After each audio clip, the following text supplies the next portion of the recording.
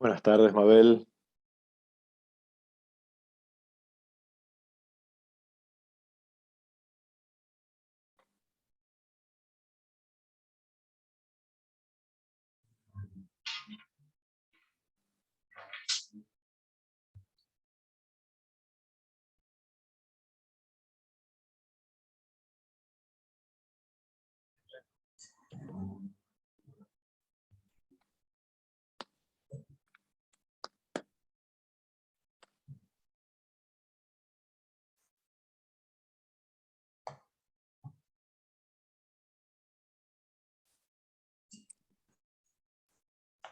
Profe, ¿cómo está? Muy bien, aquí disfrutando el fresquito y la lluvia. Ah, sí. Wow. Qué bueno.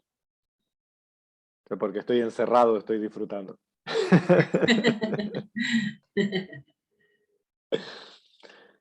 Pero bien, bien, gracias a Dios. Qué bueno. Intentando reestructurar el calendario de clases, porque con tantos feriados que nos Ah, metieron otro ahí en el feriado. medio, Otro no, inesperado le tocó. me Nos tocó tocó. otro totalmente fuera de mis cálculos. Ahí estoy reestructurando un poquito, pero vamos a llegar bien, vamos a llegar bien. Es una materia más de reflexionar que de contenidos. O sea, los contenidos podemos administrarlo bastante bien, creo que vamos a poder completarla bien. Bueno. Pero los feriados me sacaron de mi agenda, eso no se hace. Pero igual este semestre es más largo que el primer semestre, es más largo que el segundo, parece. Sí, en realidad eh, Porque parece empezó a nomás. mitad de febrero. Empezó a mitad de febrero. Y Pero el segundo va a ir hasta fin de noviembre, si no me equivoco. Entonces no va a haber desequilibrio. bueno. Pero siempre estamos entre 12 y 16 clases, dependiendo del semestre y dependiendo de los feriados. Bueno. Que yo conté como 21 semanas. Claro, claro que 3 van a ser feriados, entonces, Claro, ¿no? Feriados, pero llegan a 18 clases por ahí. ya, Bueno, con los exámenes, con exámenes. sí. En mi materia, quitando el final, los exámenes no afectan a nuestra, a nuestro calendario. Ah, Siempre pongo el examen para la última hora de-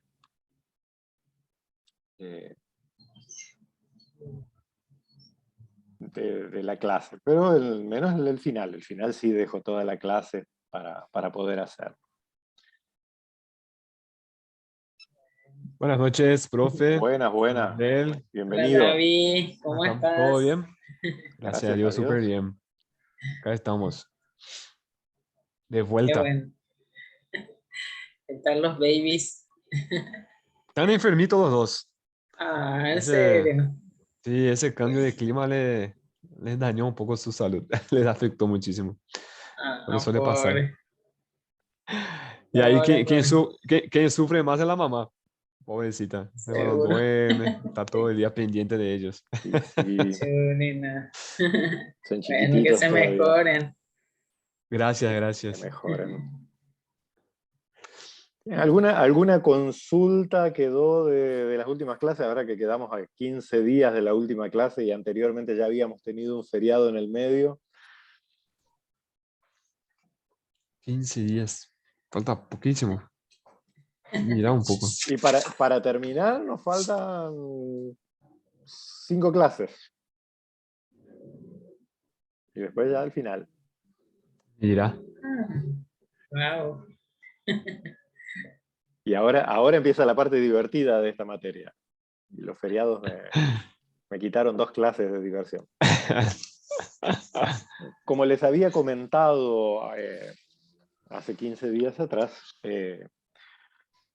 ahora vamos a ver una pequeña recapitulación de lo que vimos, solo para volver al ruedo, pero sin entrar en muchas profundidades de la teoría de Piaget. ¿Cuál es el tema de la teoría de Piaget? Inclusive la teoría de Vygotsky, que también vimos un poquito lateralmente,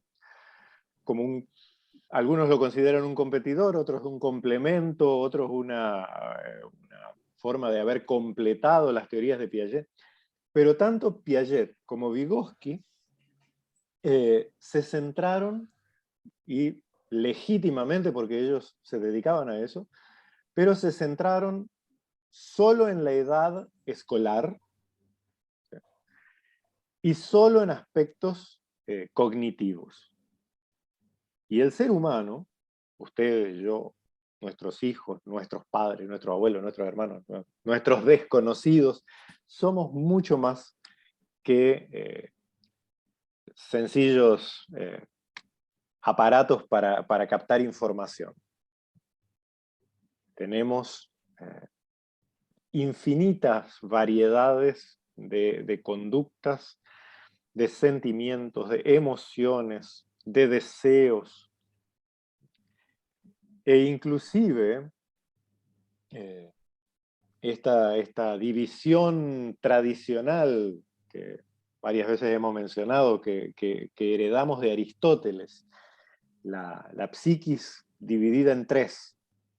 El centro intelectual, el centro emocional y el centro motriz o de acción, la voluntad. Inclusive en un esquema tan sencillo, tan chiquito, ya tenemos al menos tres aspectos diferentes, que van más allá del simple conocimiento. Buenas noches, Sergio, bienvenido, bendiciones. Buenas noches, profe, compañero, bendiciones. Amén. Entonces tenemos este triángulo aristotélico. Inclusive mientras aún no existía la psicología como ciencia autónoma, cuando era parte de la filosofía, ya hubo teóricos, filósofos, que percibieron de una manera un poquito intuitiva, no dependieron de laboratorios, ni de test, ni de los filósofos siempre han sido, ahí voy a escupir un poquito en el plato, pero siempre han sido de inventar cosas y presentarlas como verdades. Estaba un día ahí mirando los pajaritos, se le ocurre alguna cosa y te la presentan como que este es el descubrimiento del siglo. Y bueno, los muchachos de siglos pasados no tenían la necesidad o la exigencia en realidad de pruebas laboratoriales y todo, pero por simple intuición, muchos filósofos posteriores, especialmente en la Edad Media, se dieron cuenta de que este esquema aristotélico de inteligencia, emoción y voluntad no se manifiesta de manera pura. ¿No? Por ejemplo, no sé si han tenido experiencia como docentes, aunque sea en la escuela dominical o algo, pero una cosa que los docentes enseguida aprenden de su oficio es que una forma de que los estudiantes aprendan algo intelectual es haciendo que se sientan bien. Si el conocimiento es pasado de una manera atractiva, divertida, impactante, que mueve las emociones, se capta mejor. Si a su vez se puede hacer de una manera experimental, todavía mejor. Y esto, o sea, hoy en día tenemos un montón de literatura sobre esto, pero los filósofos de la Edad Media se dieron cuenta, ya de manera intuitiva, repito, de esto, de que el conocimiento no es simplemente conocimiento. El conocimiento incluye una emoción y algún deseo o algo a ser llenado. Lo mismo podemos decir de las otras áreas. Una emoción, un sentimiento, no es sencillamente sentimiento. Algo en nuestra mente percibe ese sentimiento. Ese sentimiento, esa emoción, nos lleva a anhelar o a satisfacer algo. Lo mismo, el centro motriz o la capacidad de acción de nuestra mente, tampoco actúa de manera pura, aunque es el más autónomo la más autónoma de las funciones o de los polos de nuestra psiquis, ¿no? ¿Por qué? Porque el centro motor, aunque los deseos, las acciones conscientes o deseadas, valga la redundancia, las hago sabiendo que las hago, o las hago queriendo hacerlas, o como diría Pablo, la que no quiero hacer, eso hago. Inclusive en eso también soy consciente de lo que no quería hacer, eso hago.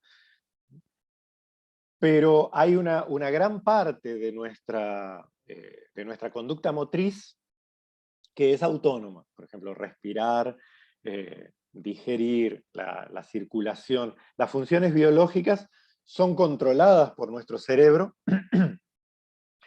pero no necesitamos programarlas, aunque dicen que algunos de esos faquires del yoga, hindúes, consiguen controlar todo, la temperatura de su cuerpo. Quizás sí, quizás no, quién sabe, pero lo cierto es que gran parte de nuestra función motora, de nuestra función vital, es automática. Aún esa tampoco es 100% pura. Aunque respiramos sin tomar conciencia, por nombrar una de las conductas, uno de los actos más cotidianos, más sencillos y más necesarios para vivir, aunque respiramos sin estar calculando, ahora tengo que respirar, ahora tengo que dejar de respirar, ahora tengo que expulsar el aire. No estamos así, nos volveríamos locos. Pero incluso en eso, que es prácticamente automático, podemos tomar conciencia de nuestra respiración. En un momento, ahora mismo, probablemente, más de uno de ustedes debe estar midiendo la toma de aire, cuánto tiempo lo retienen, cuánto lo sueltan, porque podemos hacerlo. Y esto nos lleva a una conclusión obvia, pero parece que para los psicólogos no tan obvia, que nuestra psiquis es tremendamente compleja. Como les decía recién, los filósofos de la Edad Media, ya Aristóteles la había dividido en 3. Los filósofos de la Edad Media en como mínimo 9. Como mínimo 9. Aunque un teólogo griego muy famoso, llamado Nicetas Statos, probablemente ustedes no lo hayan escuchado nombrar, pero es gran parte de nuestros desarrollos trinitarios y del desarrollo teológico de la justificación por la fe, algo tan caro a las iglesias venidas de la Reforma, no lo recibimos del Lutero. Lutero lo recibió de Miguel el Diácono, un etíope que estaba en Alemania en aquella época. Y historia. Y los etíopes tienen en gran estima a este teólogo, muy, muy interesante. Lamentablemente prácticamente nada hay en castellano, poquito en inglés. básicamente hay que leerlo en griego, pero este Nicetas Statos llegó a la, también, ubíquense, año 300 y algo, 400, y toma este modelo aristotélico de tres, que ya algunos lo habían combinado y consiguieron 9 combinaciones de la función de la mente. Este Nicetas Statos hizo tantas cuentas combinando, cuando un sentimiento se une con la inteligencia, bueno, esa gente se iba al desierto y tenía mucho tiempo libre, parece. Pero llegó a la conclusión en su estudio de que nosotros teníamos al menos 936 combinaciones posibles de conducta. Hoy lo podemos tomar como anecdótico, medio a la risa, y tener en cuenta también, ahora leyendo con bondad, que el propósito de este monje del siglo V no era escribir sobre psicología, sino instruir a otros que se iban a dedicar a la vida de oración, ¿no? Pero es interesante notar que alguien que se ponía a observar las conductas de sí mismo y de otras personas, llegase a una cuenta, esto hay que tomarlo un poco a risa, pero que había al menos 936 maneras de combinar sentimientos, cogniciones y deseos, o voluntad. Podría escribir su nombre, profe. Claro. Para que encuentre el chat. Ahora me cambiaron acá la configuración, me hizo actualizar el Zoom y ahora está de colores, pero no tengo idea de dónde está cada cosa.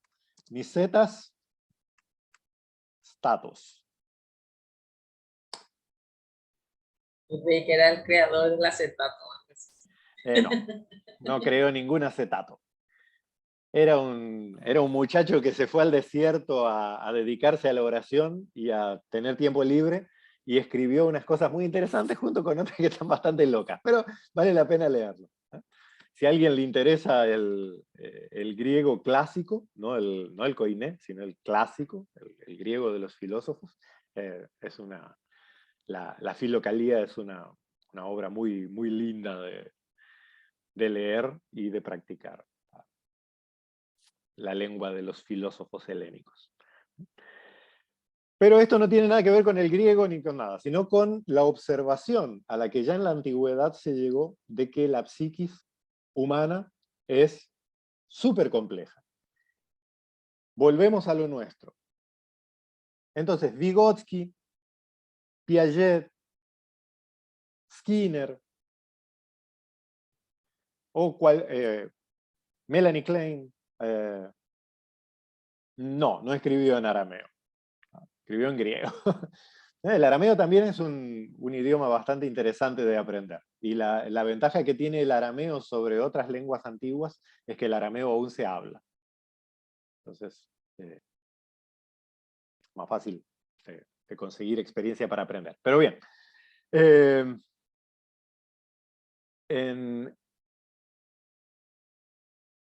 en lo que va a nuestra materia, vemos que ya en la antigüedad era una cuestión intuitiva, sí, pero fácilmente corroborable, de que nuestra psiquis no termina solamente en cuánto conocimiento podemos adquirir. Por lo tanto, los modelos de Piaget, de Vygotsky, de Melanie Klein, de Anna Freud, son totalmente chuecos. Toman un único aspecto de la mente humana y, peor aún, ni siquiera lo toman en todo el desarrollo del ciclo vital humano. Lo toman solo de la edad entre que entramos a la escuela, o en el mejor de los casos, como Piaget, como Piaget, que toma desde que nacemos, pero termina en el ciclo escolar.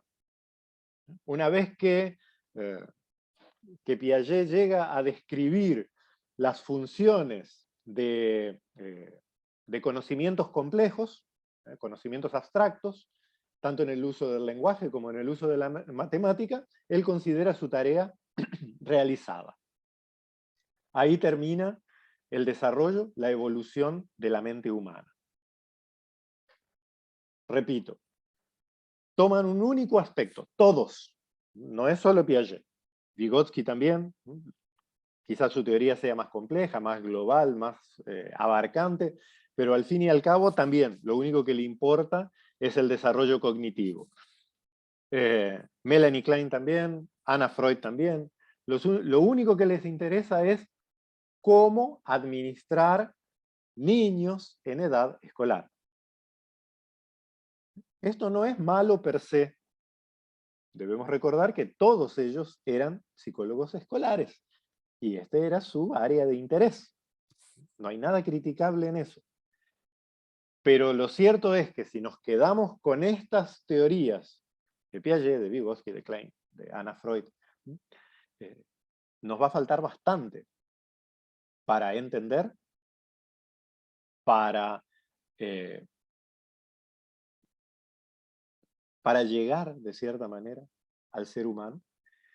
Y en el área que a nosotros nos interesa, vamos a estar más que lisiados para ayudar, aconsejar, motivar,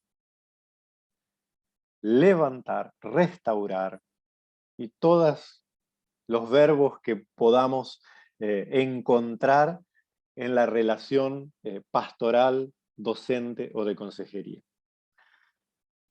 Por eso, aunque tomamos el mapa de Piaget, lo valoramos, a partir de hoy vamos a entrar primero en aspectos más prácticos y segundo en aspectos más amplios.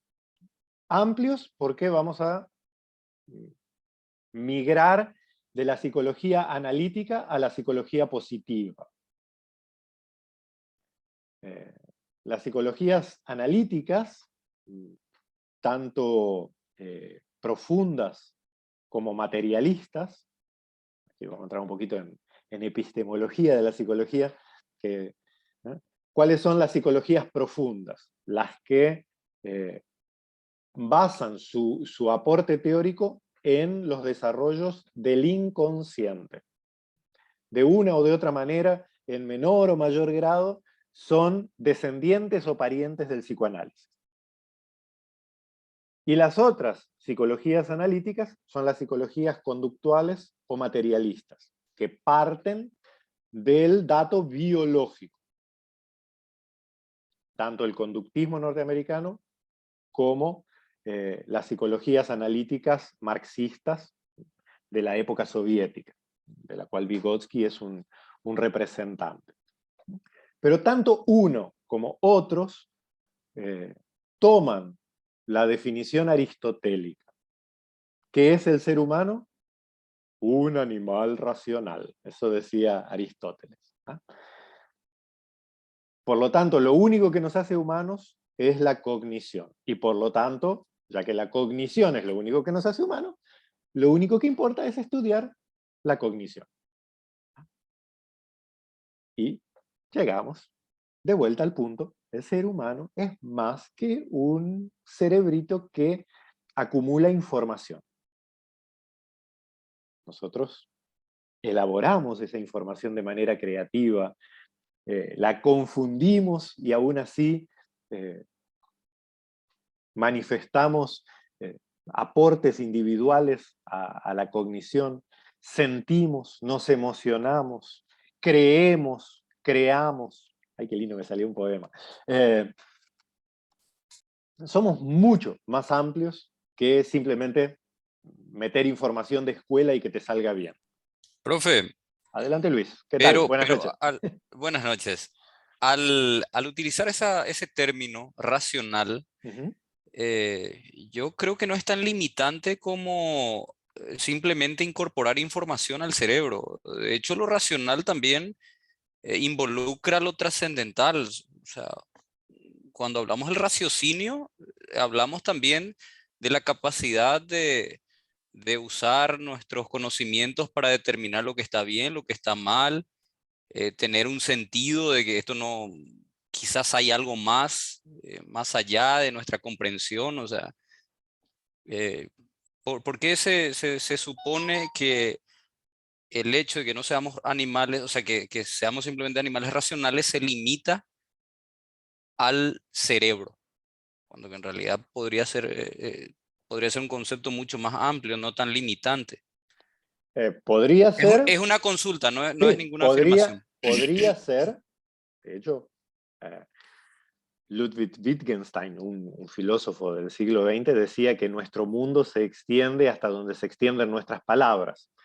Y él hablaba, bueno, toda la escuela de Viena hablaba de un concepto llamado libertad estipulativa de las palabras. A las palabras le damos el significado que se nos ocurre. O ampliamos su significado o restringimos su significado. Entonces sí, podemos tomar razón o raciocinio de una manera amplia, como mente. ¿Ah? Pero lo cierto es que Aristóteles no decía eso. Para Aristóteles, racional era aquel que podía manejar el lenguaje griego, no otro. Los bárbaros no eran humanos. Y que dominaba la geometría. Él había sido discípulo de Platón y en el pórtico de la academia, la escuela platónica, decía, no entre aquí quien no sepa geometría. Entonces, o sea, le podemos dar el significado que queramos a racional y de hecho a eso vamos.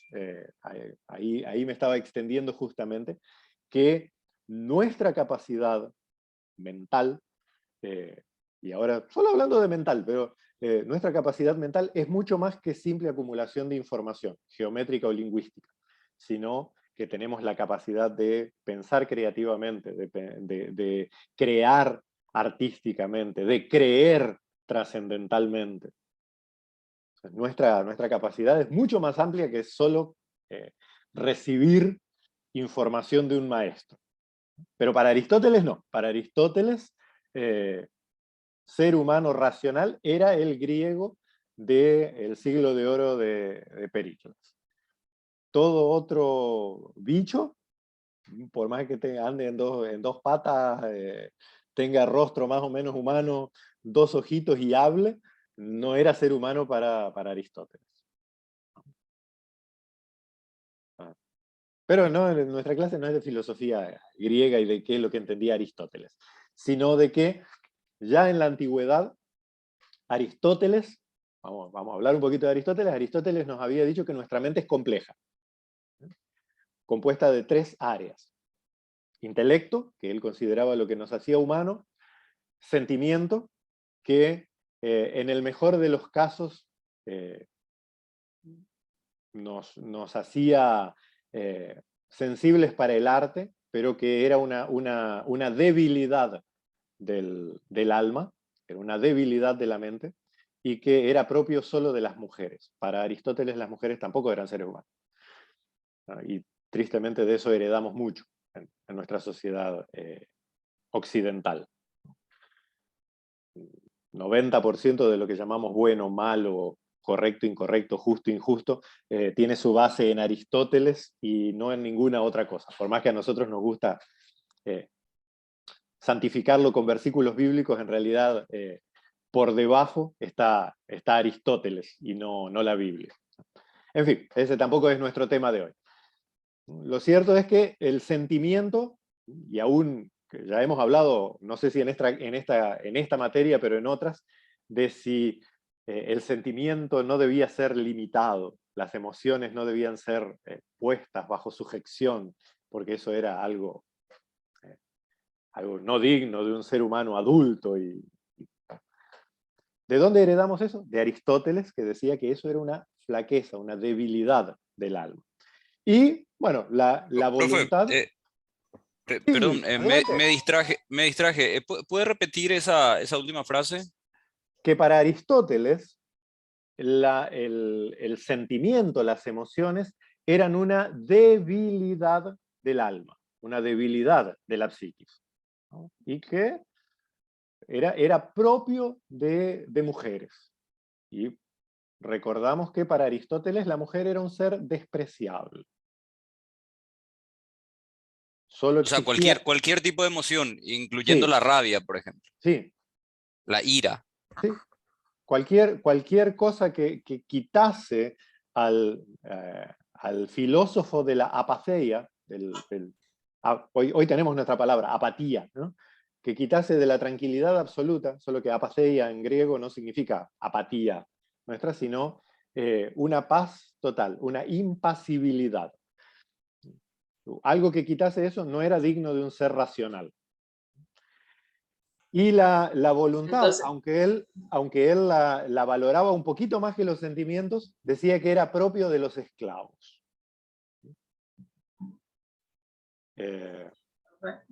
y entonces en ese caso que los hombres tenían un área menos.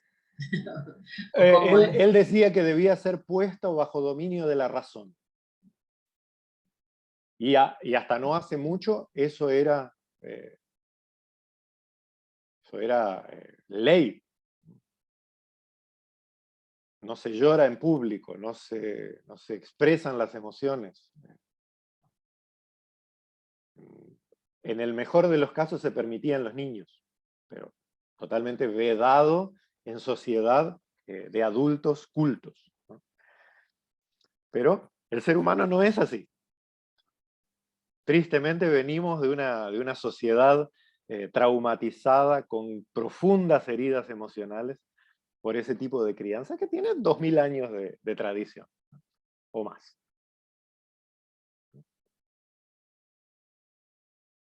Pero que quede claro esto, este es el foco de esta hora.